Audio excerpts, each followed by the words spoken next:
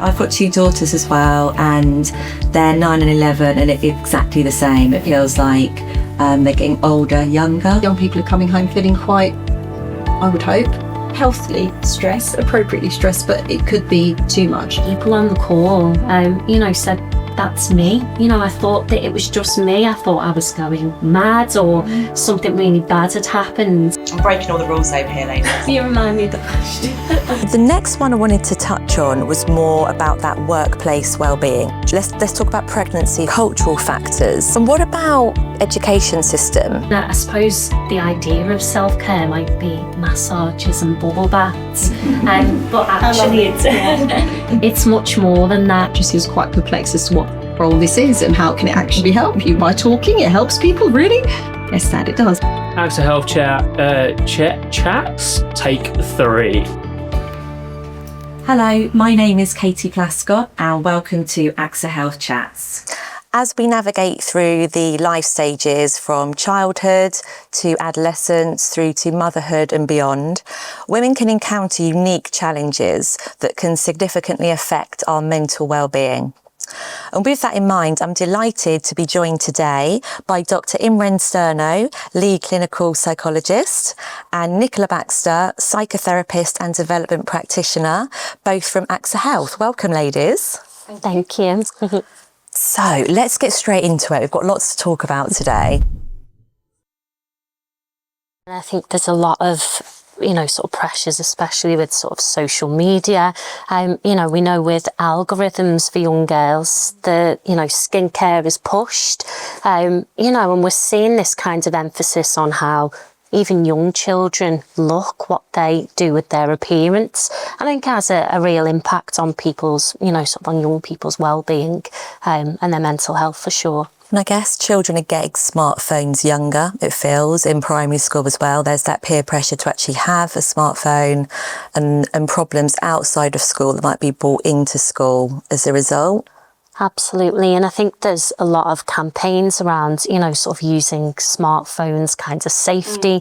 Parents are encouraged to check children's phones, but things like Snapchat with disappearing messages, it really is a minefield. Yeah. And I think we saw a lot of this kind of in Adolescence programme. Yes, the Netflix show, yes. And it really brought a lot of awareness into some of these subjects that we're talking about today, and kind of how big of an issue this is for people of a certain age.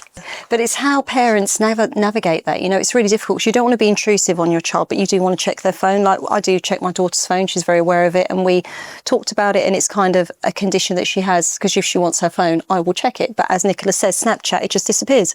Yeah. So you can't see what people are sending. So it feels like as parents and also as educators, I'm sure teachers feel this way, that we're more distant. And there's this whole world that's quite separate, I think, that your children can have that really impacts on their mental health, because you don't actually know what's going on.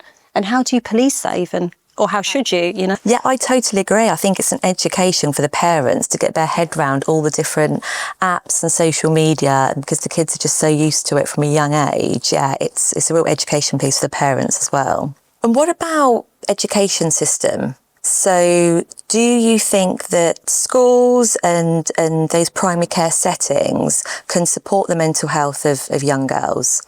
I think it's a really interesting question, and one that can be quite emotionally charged. I guess when we think about education, the predominant factor is they're there to learn, to grow, to develop in all aspects of life. So it puts a lot of responsibility on a teacher.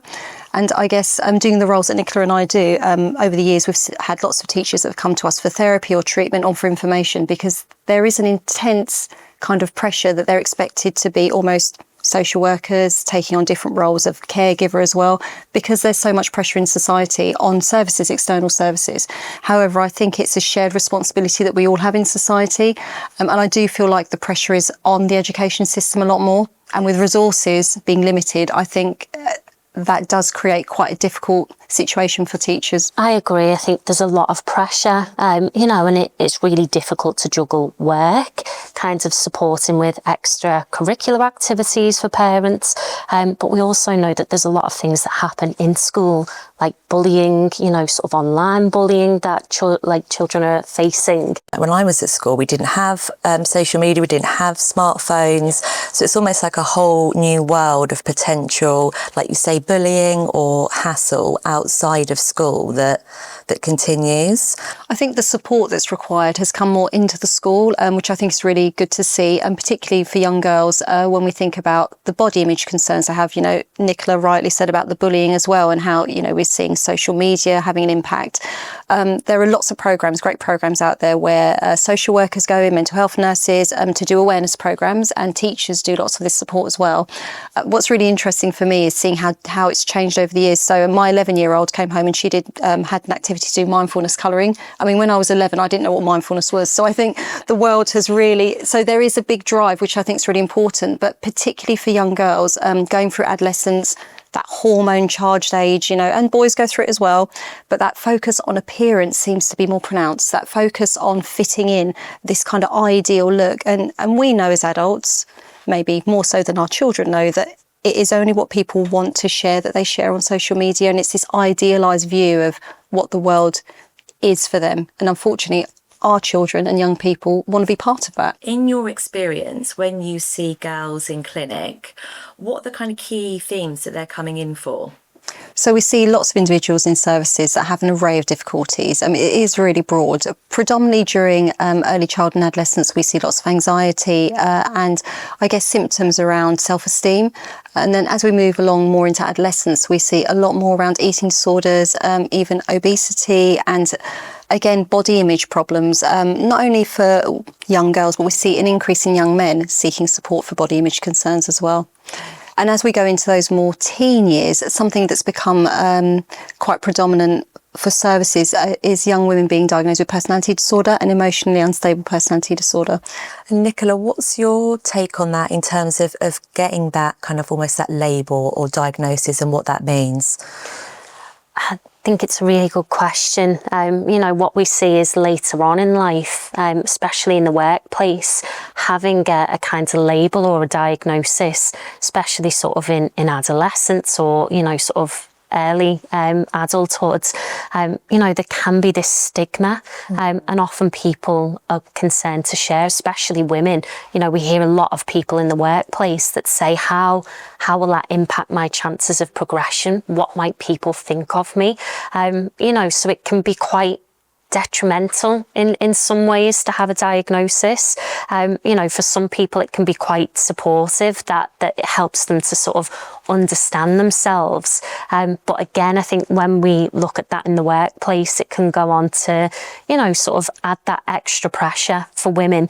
And it's certainly something that, a lot of people can conceal. A lot of people I've worked with choose not to declare that because they really do worry, what does that mean? When I was younger, we didn't have social media, and I do think that social media kind of plugs this life, that young people have to have it all, a great career, and I think it pushes a lot of pressure onto young women, especially when we think about, I know we've spoken about this before, but, about in the media with Millie Bobby Brown, yes. All of this talk about her appearance, she looks too old.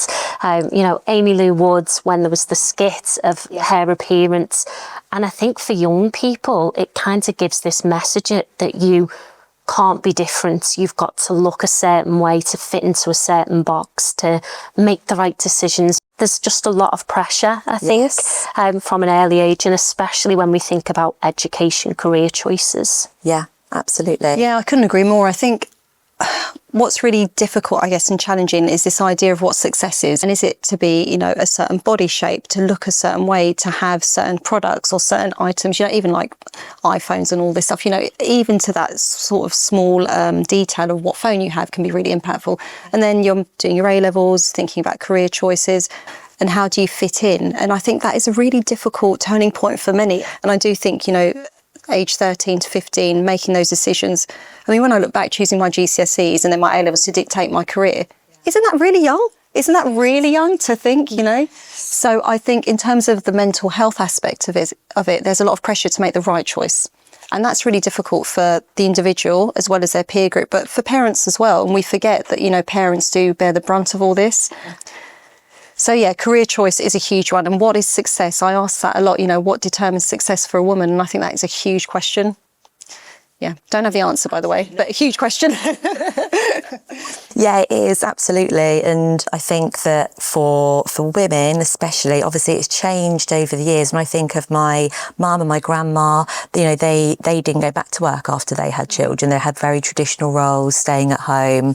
So I guess it's changed a lot, where you're more tag teaming and it's more teamwork.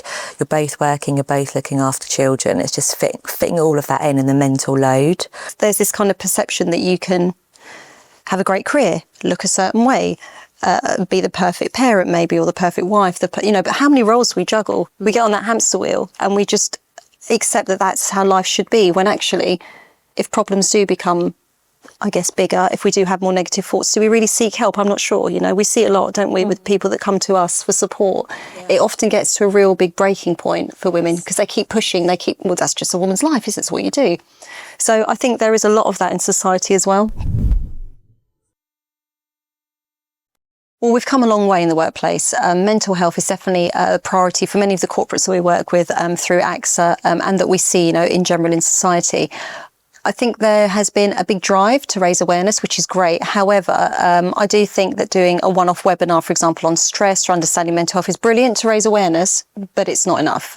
You know, mental health is in the newspapers, it's on TV. I think people do understand what mental health is a lot more than they did 5 years ago, for example. So I think when it comes to strategies, organisations need to understand what women are struggling with first. Bear in mind, we spend majority of our day at work, you know, more than we do at home. And if you're coming back from maternity leave, or you've had a bereavement or a loss, or it could be a variety of things that are going on in a woman's life. So when they come to work, they do bring some of that with them. As much as we all say we have to be professional, you know, we need to maintain a certain persona, it comes in without us even meaning for it to. So I think one-off webinars are great, but they're not the answer. And I do think there needs to be a much better understanding of what the issues are, and then building maybe workshops or groups or whatever the kind of need is to address it. And it could be really simple. It doesn't have to be formal therapy. It could just be that sometimes people may need to leave earlier one day, you know, to support with kids pickup. Like things like that really do impact. As a working mum full time, they really do impact. If I can leave before 5 o'clock to make it to like after school club, so I don't pay my £20 penalty for collecting my daughter late. So it may seem small, but these are things that employers can do, in my opinion. So yeah. Nicola, what about you with some of the work that you do with some of your clients? Is there any strategies you're seeing there that really work? I think, you know, again, that kind of whole person approach is really important, and flexible working, you know, and we can see that people, you know, people's well-being improves when there are these flexible working policies. So allowing people to do the school pickup, you know, whether it's they've got care responsibilities, but also what we see is maybe, you know, sort of volunteers that have groups. So for things like menopause, it might be returning parents. And actually that offers a lot of support. You know, people don't feel as alone when they return to work, you know, or when they're experiencing something, because like Imren said, we spend a lot of time in work. So it makes sense that having these support places that we can talk about these things in work time is really important. I think that a lot of these things have come on, you know, leaps and bounds, but there's still work to be done. Let's talk about pregnancy first, and then we can talk about postpartum mental health. I mean, it's different for every woman, so I think it is quite a big question. However, typically what we see is our emotions go all over the place, and there's lots of anxiety and worry about, you know, depending on how you felt pregnant, depending on your circumstance. So I think pregnancy is quite a personal experience for every woman. And I do think that a lot of women are much better at communicating it and getting support. However, it does really depend. I mean, what we get asked a lot, I guess, Nicola and myself, is when does it become so problematic that you need to seek support from a mental health professional? And that is quite a difficult call to make when someone's pregnant, because I think there's going to be understandable anxiety about, you know, the health of the child, your health, you know, am I doing the right things? Am I eating the right things? Like every aspect of your life, suddenly you feel this huge, and I can only talk about how I felt, I guess, myself, this huge sense of responsibility, you know, down to, am I drinking enough water? Am I, you know, all things, am I getting enough sleep? Like, and it can become quite a minefield if you don't have maybe a supportive partner, or you don't have access to talk to friends that you can be open with. So emotionally, I think it's quite an emotional charged time in a woman's life. Yes. But it's when it takes over, it's when you can't function as you wish. It's when those negative thoughts become so overwhelming that actually your behaviour is really changing in a way that isn't being helpful. So it's a lot of a balancing act, but it can be quite a pivotal time. And I really do think it depends on the circumstance you're in and the support you have around you, in my opinion. Nicola, what about for you? What do you think with postpartum mental health? What should organisations be aware of to support their people? I think that is a really important question. I think that just to support someone as they just return to work isn't enough. I think it has to be an ongoing conversation. And like Imren mentioned, you know, different people will want different things and need different things. So I think having a plan in place is really important. So checking in to see how things have gone. Are there any changes that are needed? Does something need to be tweaked? You know, we know that there's keeping in touch days that allows people to kind of gently get back into work. But once they're in, you know, often we hear that people just feel like they've been kind of dropped in the deep end again, and that can be quite overwhelming. So I think really understanding what each person needs is important, and having that follow-up plan can really help to support people, you know, back into work and really think about their whole well-being as well. Imren, can I come to you? What role do workplace support systems play, do you think, in helping mothers balance that work-life commitment and just the mental load of parenting? It's really different depending on where you work and the nature of your work, I feel. And I also believe that as long as you have a supportive manager who you can go to open up about what might be difficult for you, then I think you will be fine. It's just finding that individual that can understand it from your perspective. And I think that it's a real dilemma for organisations as well in terms of putting strategies in place, because as Nicola rightfully said, it's really difficult to pinpoint what everyone needs. You can't please everyone, and you need to tailor it for individual needs. So as an employer, that's quite a big ask, isn't it, when you think? So flexible working, like Nicola rightfully said, or understanding that there might be periods where things are harder, like exam times for some parents with their children. Also, something that we're not very good at talking about is if you have a child with additional needs or a neurodiverse child. Sure. And how difficult that is. And it's something that I'm quite aware of when I've worked with families where their children might have been sectioned under the Mental Health Act, or they have really complex mental health illnesses. And as managers and, you know, as people leads, if anyone's watching, I think what's really important is to notice about your team is if somebody's acting different. So if there's a member of staff who's, I don't know, answering more emails than they normally do, or not answering emails, or who seems to be suffering with more physical health problems, it's really important to understand what is going on for them.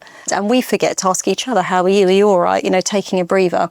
So I think in work, it's good to have a reflective space, if you can, just a little bit of how are you, even in this weird world of remote working and all the wonders that COVID has given us. Yes. Let's call it that. So there are strategies, but I do think it's really difficult for employers. I acknowledge that to fit everybody's needs. So I think that's a bigger discussion.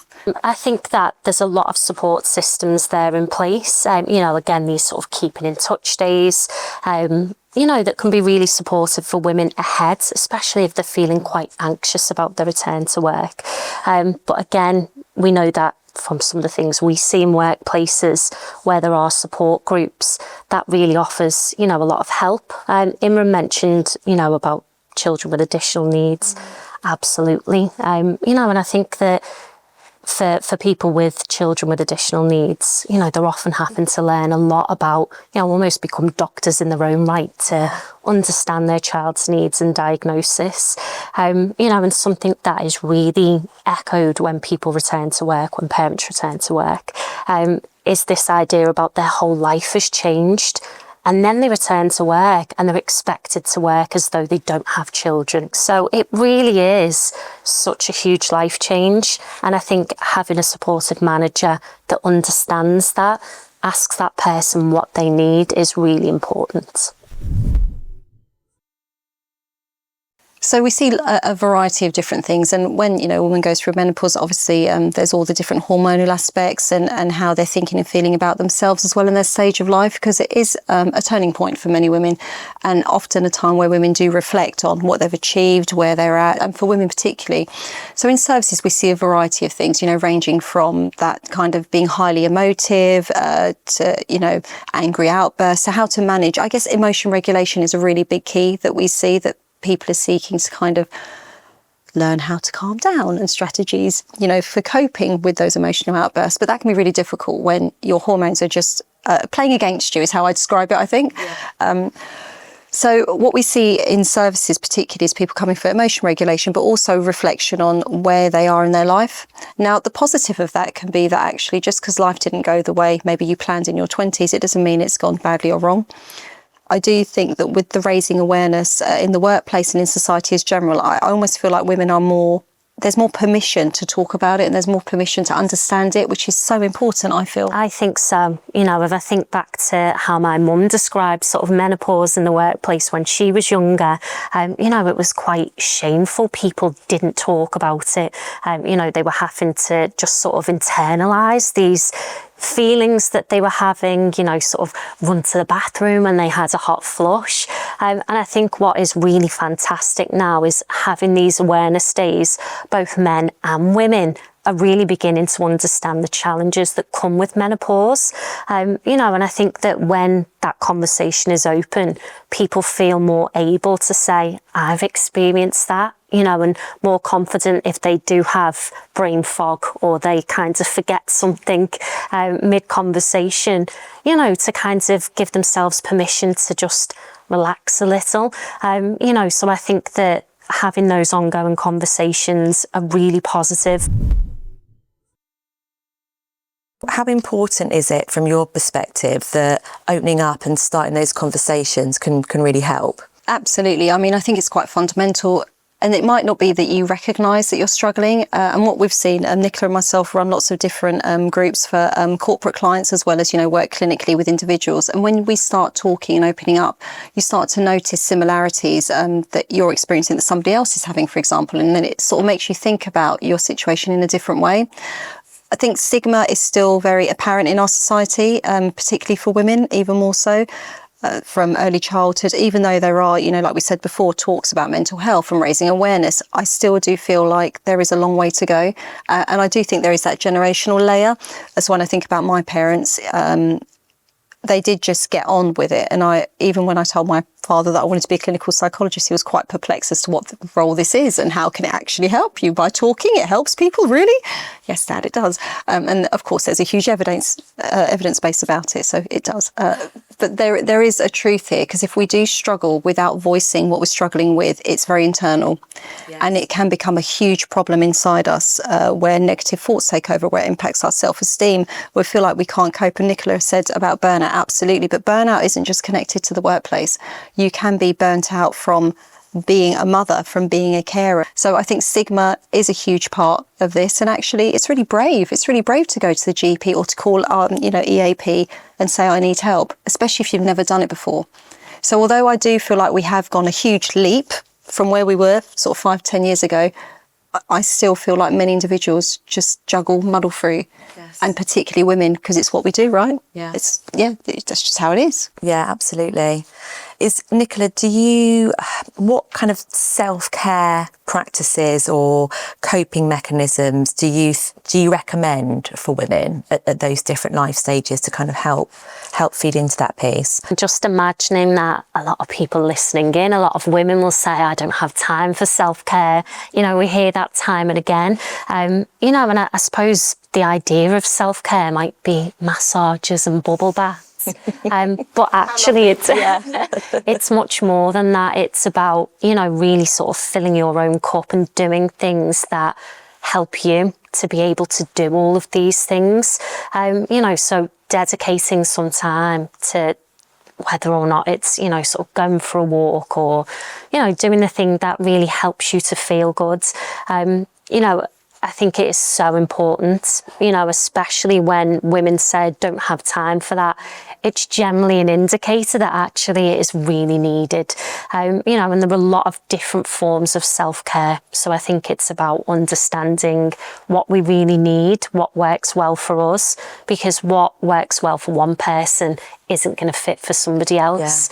And understanding that it's not selfish to have self-care. I totally agree. I think there's a reason they say put your own oxygen mask on first, isn't there? Yeah. Absolutely. And I think, I know for me personally, when I'm looking after myself, I'm much, I'm there in a better way for my family and at work. So yeah, I totally agree.